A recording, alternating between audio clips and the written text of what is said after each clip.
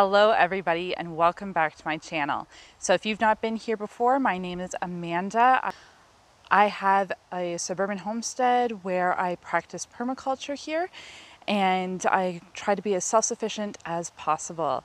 If that's something you're interested in, please make sure you hit the subscribe button and follow along and share this video so that we can get those permaculture practices and self-sufficient living out to as many people as possible.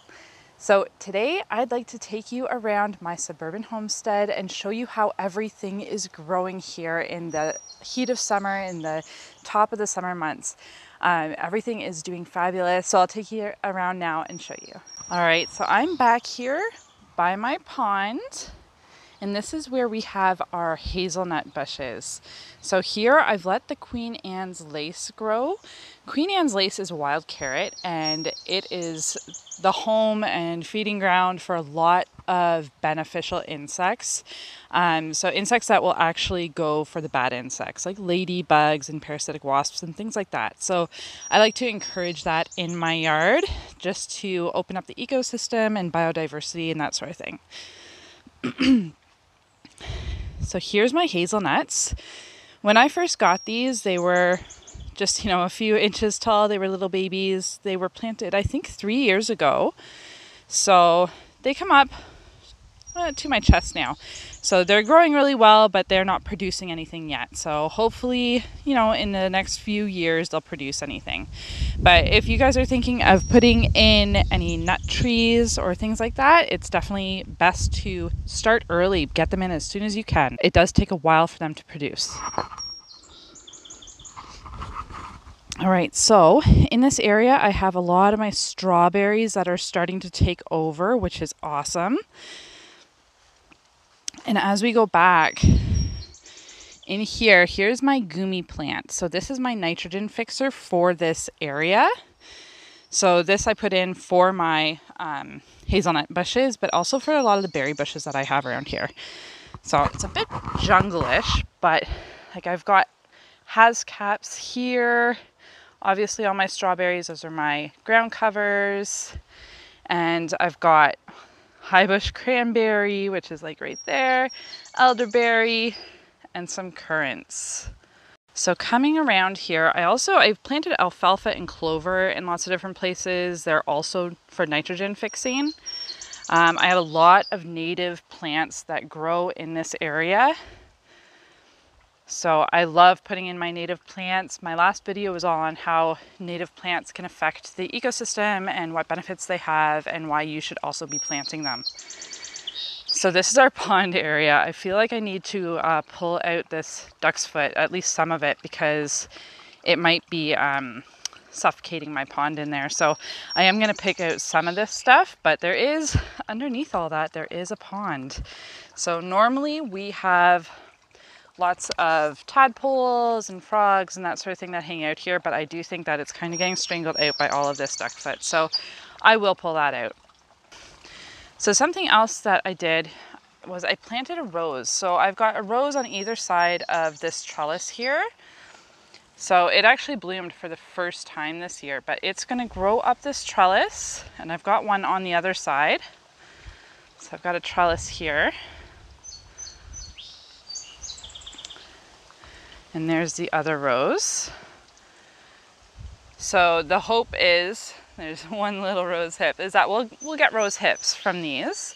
And they are really high in vitamin C. So that's, another part of the permaculture practice for me is putting in, obviously, all these permanent agriculture bits, but finding the wild foods that are edible as well and filling in your yard with those too. So that's why I like to add a lot of different roses, a lot of different flowers, medicinal plants, you name it.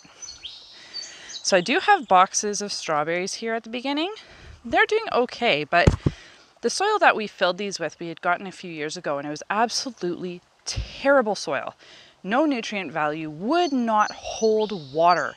So a lot of the stuff that I put in that soil died, unfortunately. So we do have to we had to take the soil out, put in compost, and then hope that things come back. So that's what happened to these two boxes here.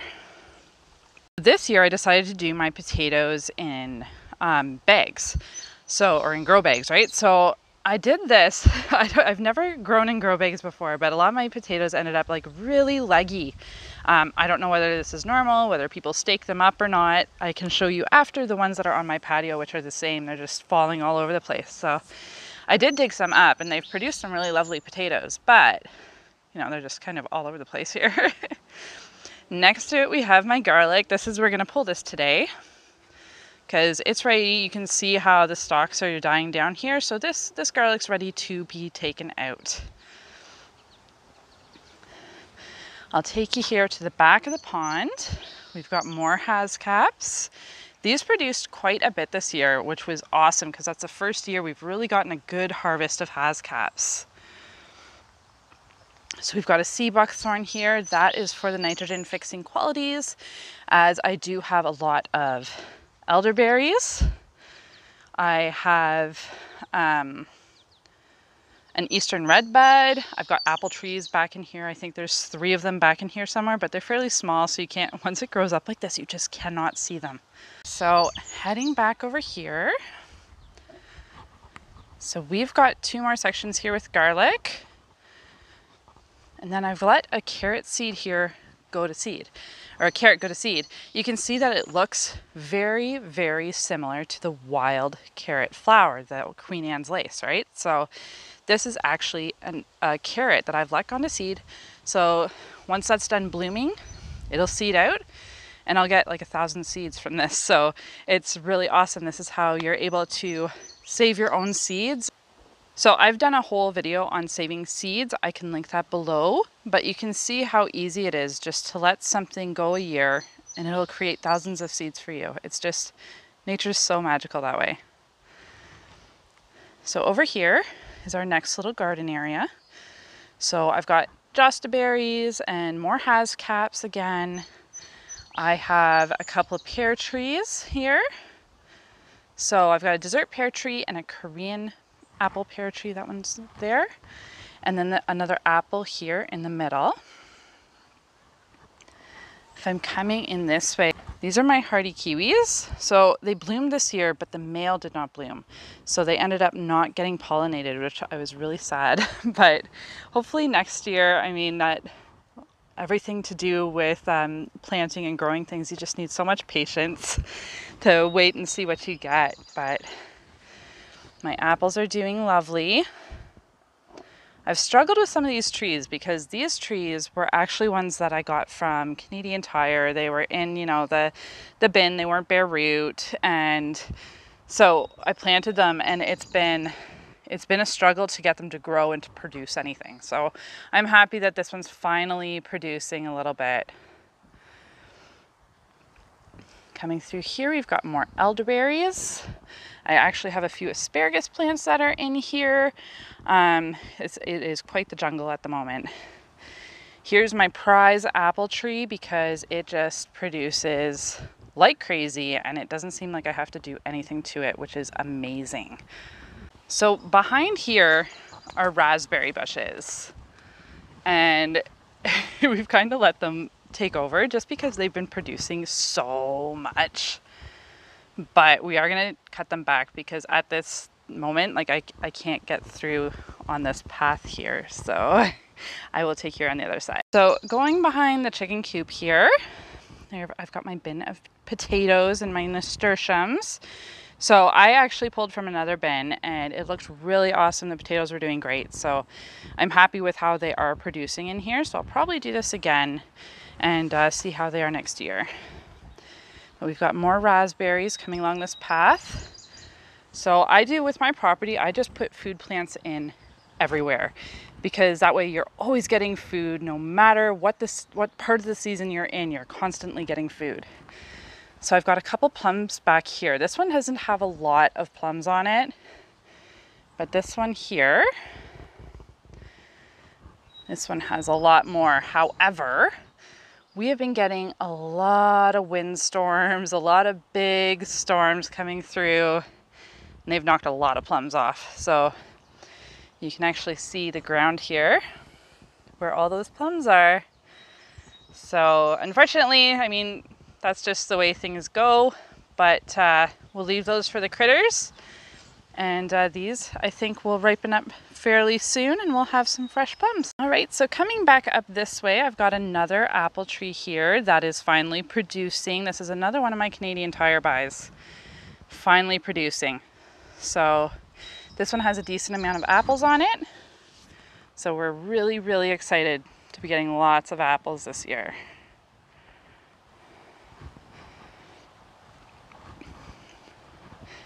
And behind that, we have 2 bins here full of Jerusalem artichokes. So I'm keeping them in these bins and hoping that, you know, for the most part, they just stay in there. But they're in front of my arbor that are going into the garden. So, you know, they're kind of just taking over the pathway, but that's okay. So this is our annual garden that I am trying to fill with more perennials, but that'll take some time. So for right now, this is my son's and my daughter's gardens where they grow their food. We've got a lot of Swiss chard that's gone to seed. Got beans and beets and that sort of thing here. Some corn.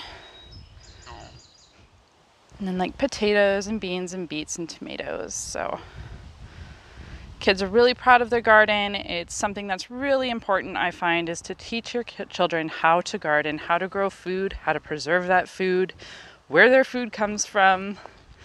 So that's a large part of what we do here, is making sure our children know exactly where their food comes from and what to do to preserve it and that sort of thing.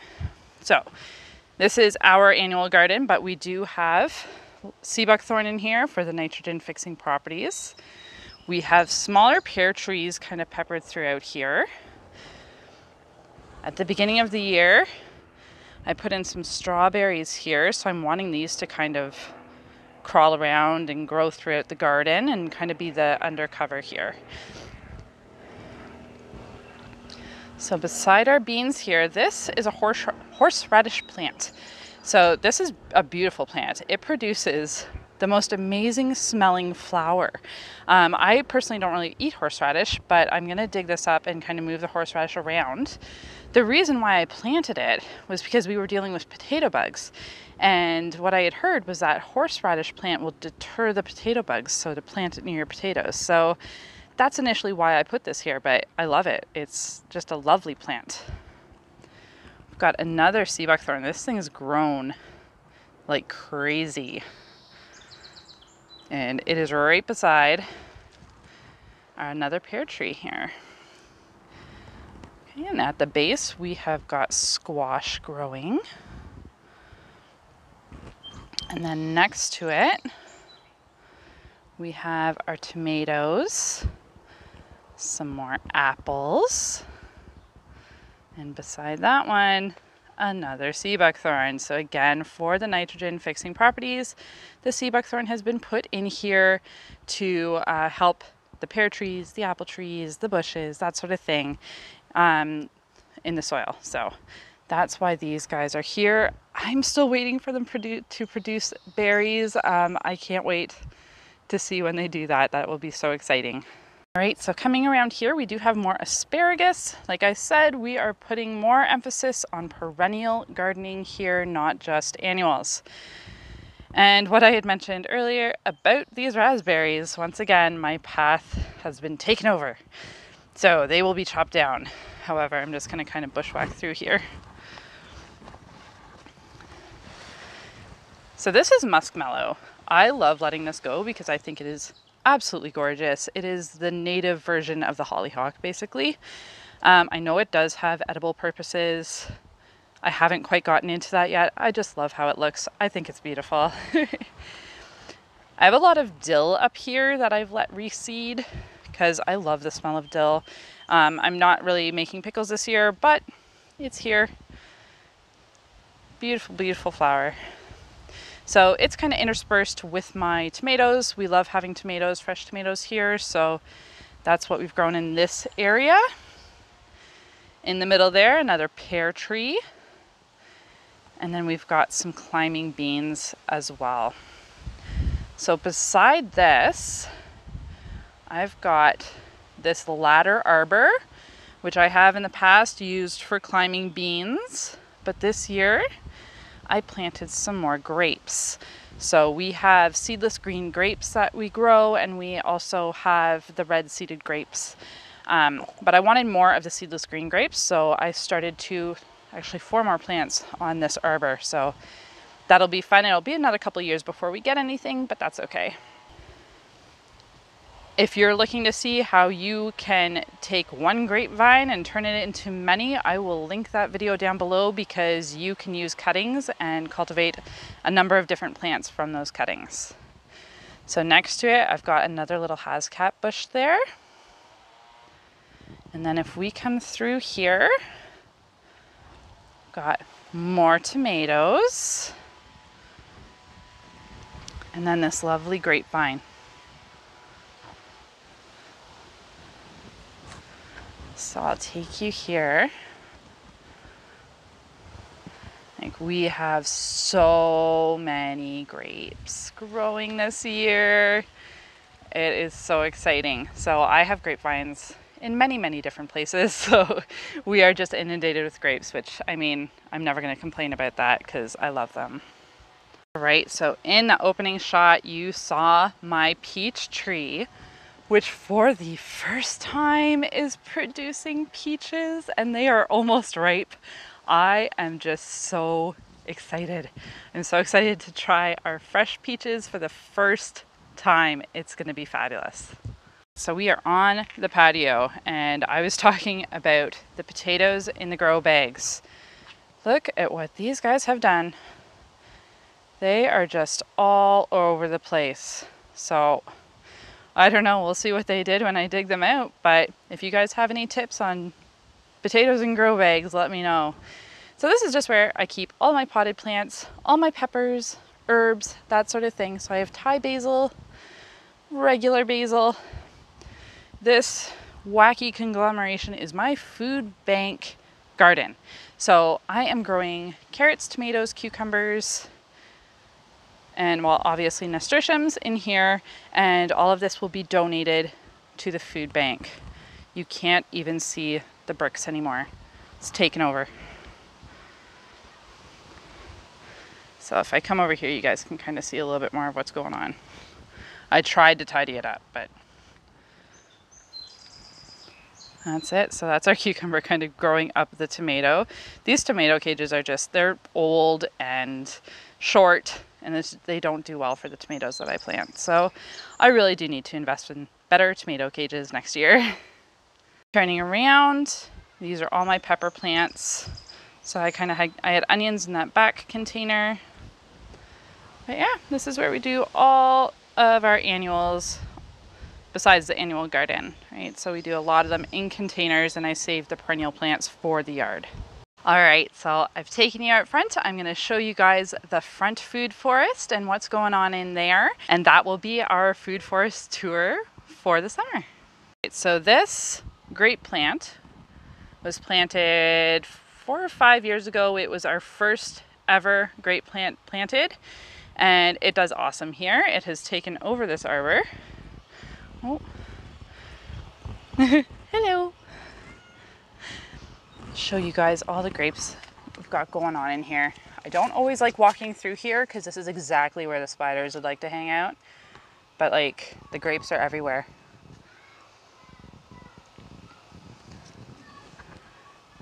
Here we go. You gonna tour with us? This is Lemon Drop. It's my daughter's kitty. Right, so we are gonna come through here. So I've tried planting a lot of native flowers in here. I'm doing my best. We've got obviously the echinacea there, coneflower, cardinal flower. This is St. John's wort, this one right here. This is sorrel. It's looking pretty ragged right now, but it comes up in the spring and is our first green that we get to have, and it tastes like lemons. It's so beautiful. So here we've got some dogwood, a native dogwood. Over here is an apricot tree. I need to find a pair for it. So I keep being entirely too late to order another apricot. So I need to think of it in December and get my order in to get another apricot tree here so we can finally get some apricots. Got a lot of native flowers in here. Yarrow, goldenrod. I've got some cosmos. So in this area is an area that I've kind of struggled with the soil. I've struggled with the bindweed. So I've planted Jerusalem artichokes here. You can see that the bindweed keeps trying to get up it. But I'm hoping the Jerusalem artichokes take this area over, which I'm sure they would love to do. So they seem to be coming up okay. So in the next couple of years, it should fill this place out and choke out the bindweed. That is my hope. So as we come over here, this flower's got to be one of my favorites. It is a Crocus Mia flower. Not native, I think it's originated in South Africa, but the hummingbirds absolutely adore it. So it's definitely one that we're gonna keep around. Right, coming to the back of the front yard property here, this is a raspberry hedge, which I like because in the spring when it flowers, it is absolutely covered in lots of different insects. So it's really beneficial for that. But the raspberries it produces are just not much. They're just tiny little nodules, and they're not really good for anything. So I leave them for the insects, and that's kind of the purpose of this. It's just the raspberry wall. Next to it, we have our absolutely gigantic elderberry. So clearly I did not prune it enough this year, and it has taken off. That's probably 10 feet tall, I think. So we're gonna get lots of raspberries off of that this year. Not raspberries, elderberries, my goodness. So that'll be exciting. Lots and lots of elderberries everywhere. That's another plant that, again, is so easy to propagate and you just get such a reward from it. So if you're looking, again, for that video on how to propagate elderberries, I will link that down below. Make sure you go check it out. Next to that here, we've got our cherry trees. So I have 2 cherry trees, and I will insert a picture here of how many cherries we got from these because it was an awesome amount of cherries. Finally, we got there before the birds did. So that was just fabulous, the amount of abundance we got. And I think I did a short on it, and really it's for the amount of food that we are able to produce in suburbia, no one should go hungry. Absolutely no one should go hungry. The fact that everybody has lawns, instead of producing food and giving it to the food bank, giving it to the people who are not able to have a lawn, like, it astounds me, the mindset that people have, where they'd rather cut a lawn and spend money on gas and further climate change than grow some amazing food, share amazing food. You know, no one needs to go hungry. No one needs to go hungry. So that's my rant. As we move on, this is mainly just wildflower here. This is the tiniest plum tree ever. It's a native plum. I do have another one, but I think it got kind of crowded out. But this one's finally growing above the bindweed and able to tackle it. So that's awesome. So I kind of find it hard to give a tour because I inevitably miss a ton of stuff.